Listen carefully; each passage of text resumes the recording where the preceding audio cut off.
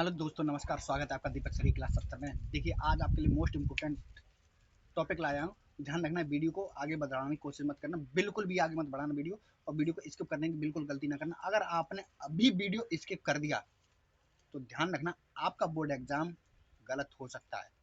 बहुत इंपॉर्टेंट बात बता रहा हूँ, वीडियो को स्टेप बाय स्टेप पूरा देखना, और जहाँ तक आपके सगे संबंधी उनको यह जरूर शेयर करना, क्योंकि उन पर आपका एहसान होगा। देखिए, वीडियो में आज क्या बताने जा रहा हूँ। आपके सामने है 2024 board exam class 10th and 12th। इसका मैं सेंस क्या है, आज मैंने स्पेशली इसको ये क्यों बता रहा हूँ। आप सोच रहे होंगे कि सर जी स्पेशली इसको क्यों बता रहे हैं। ध्यान दीजिएगा, आज मैं इसको इसलिए बता रहा हूँ क्योंकि आज आपका जो भी पेपर हुआ है, मैं आशा करता हूँ सक्सेस हुआ अच्छा हुआ। लेकिन अब जो कल या परसों या 28 तारीख को पेपर है, उसको सॉल्व कैसे करना है ये आपके लिए आप बता रहा हूँ। बहुत से लोग क्या करते हैं, क्वेश्चन का पूरा मैटर लिख देते हैं, पूरा पूरा रट के लिख देते हैं, क्वेश्चन नंबर 1 और ये पूरा लिख देते हैं। बहुत बड़ी गलती करते हो, ये गलती नहीं करनी। सपोज दैट क्वेश्चन नंबर 1 है, तो आपको लिखना है उसका आंसर, आंसर नंबर 1, और उसको सॉल्व कर देना है। एग्जामिनर समझ जाएगा कि आपने क्वेश्चन नंबर 1 का यहाँ पे आंसर दिया है। उसके पास ऑलरेडी क्वेश्चन पेपर होता है। आप क्वेश्चन लिख के उसमें समय बर्बाद क्यों कर रहे हो। आपके क्वेश्चन लिखने से उस पर कोई फर्क नहीं पड़ रहा, ना ही वो आपके नंबर आगे बढ़ाएगा, ना ही वो नंबर आपके आगे बढ़ेंगे। ये बात दिमाग से बैठा लो दिमाग में। आपके दिमाग में गलती है कि आप क्वेश्चन को अच्छे तरीके से रट के लिख देंगे, अच्छा राइटिंग में लिख देंगे तो एग्जामिनर आपको फुल नंबर दे देगा। नहीं, ऐसा नहीं होगा, ऐसा नहीं होता है। It is wrong, it is right. तो आपको करना क्या है, अपने क्वेश्चन का जो आंसर लिखना है उसको डालना। जैसे आपने क्वेश्चन नंबर 1 सॉल्व कर रहे हो, तो डाल दो आंसर नंबर 1। और जैसे क्वेश्चन नंबर 2 सॉल्व कर रहे हो, तो डाल दो क्वेश्चन नंबर 2, और उसको सॉल्व कर दो यहाँ पे, सॉल्व। ठीक है, चाहे पेपर किसी का भी हो, आपको इसी टाइप करना है। क्वेश्चन उतारने में गलती नहीं करनी। ध्यान रखना, आपको एग्जाम में ओनली ऑन 3 आवर्स मिलते हैं, यानी कि 3 घंटे। हिंदी में लिख दे रहा हूँ, 3 आवर्स यानी कि 3 घंटे।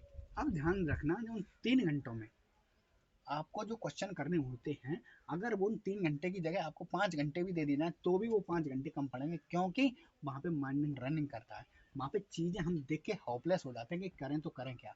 कई प्रश्न एक साथ आ जाते हैं, पूरी किताब का निचोड़ होता है, तो वहाँ पे हमारा माइंड सेटिस्फाई नहीं हो पाता।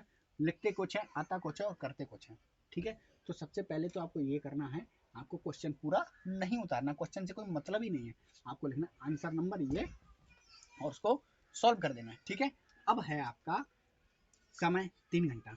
तो सबसे पहले क्वेश्चन को, पेपर को कोशिश करिएगा 2 घंटे 30 मिनट में पूरा करने के लिए, फाइनल करने के लिए। 2 घंटे 30 मिनट में फाइनल करने की कोशिश कीजिएगा, अपनी पूरी ताकत लगा दीजिएगा। ध्यान रखिए, ये वो चीज़ है, ये बोर्ड एग्जाम है, यहाँ पे आपको पूरी ताकत लगानी पड़ेगी, अपनी पूरी जी जान लगानी पड़ेगी। यहाँ पे 3 घंटे का समय लगा दीजिए जी जान लगाने में। सबसे पहले जो आपको आता है, उसके बाद फोकस कीजिएगा जो आपको नहीं आता है।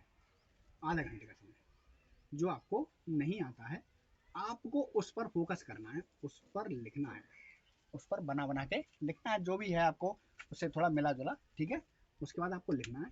लिखते समय आप ध्यान रखिएगा, राइटिंग आपका चेंज नहीं होना चाहिए, ताकि एग्जामिनर के मन में ये सवाल जाए कि इस बंदे ने इस क्वेश्चन को अलग टाइप से लिखा है, और इसका राइटिंग भी अलग है, या तो इसने चीटिंग की है या चीटिंग पेपर यूज किया है। ठीक है, इसका अलग कैसे आया।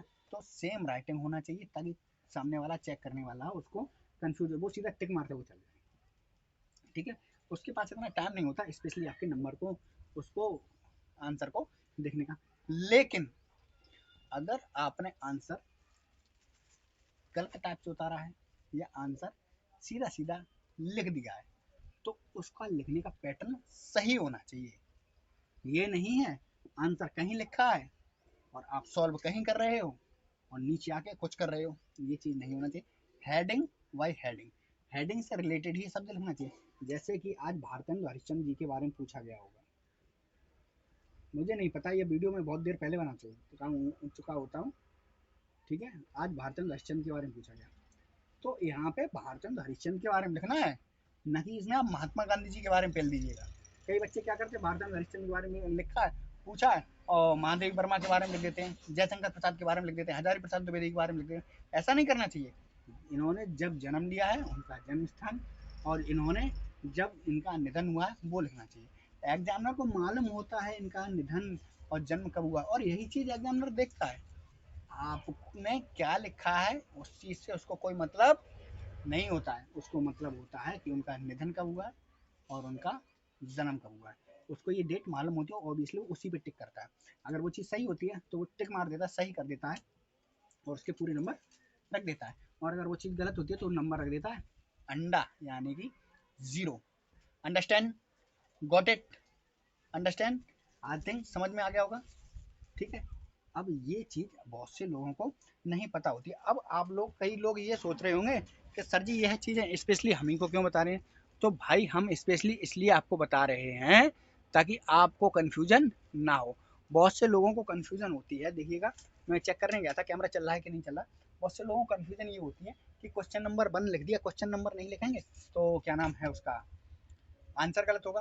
अरे नहीं बाबा, क्वेश्चन उसके पास ऑल्सो होता है पहले से, और आपको उसका आंसर बताना होता है। भाई आप आंसर लिखे, उत्तर पुस्तिका जब होती है, उसका नाम ही देख लो क्या होता है, उत्तर पुस्तिका, यानी कि केवल उस पर आंसर लिखने होते हैं। आंसर लिखने में तो क्वेश्चन से कोई लेना देना है ही नहीं, क्वेश्चन का कोई तात्पर्य है ही नहीं। इसलिए आपको क्वेश्चन नहीं उतारना है, सीधा सीधा आंसर लिखना है, कन्फ्यूजन पड़ना नहीं है। ठीक, और अपने साइन कर देने हैं। आपको अपना प्रवेश पत्र, एडमिट कार्ड जो भी है, और पेन कागज ले जाना। चीटिंग की गलती ना करना। आपकी जरा सी पर्ची चीटिंग की गलती आपका जीवन बर्बाद कर सकती है, आपको 1 साल पीछे ले जा सकती है। ठीक है। कोशिश ये करना 100 में से 100% सही हो। मैं आशा करता हूँ आपका हिंदी का पेपर अच्छा गया होगा, मस्त गया होगा, जबरदस्त गया होगा। तो हिंदी का पेपर बहुत सिंपल आया है। और दूसरी चीज, अब जो पेपर है उसकी तैयारी अभी से कर लो तो अच्छा रहेगा। अब ये सोचो हिंदी का पेपर हो गया, अभी टेंशन खत्म नहीं हुई, टेंशन लेने का। अभी टेंशन लेने का, देने का नहीं।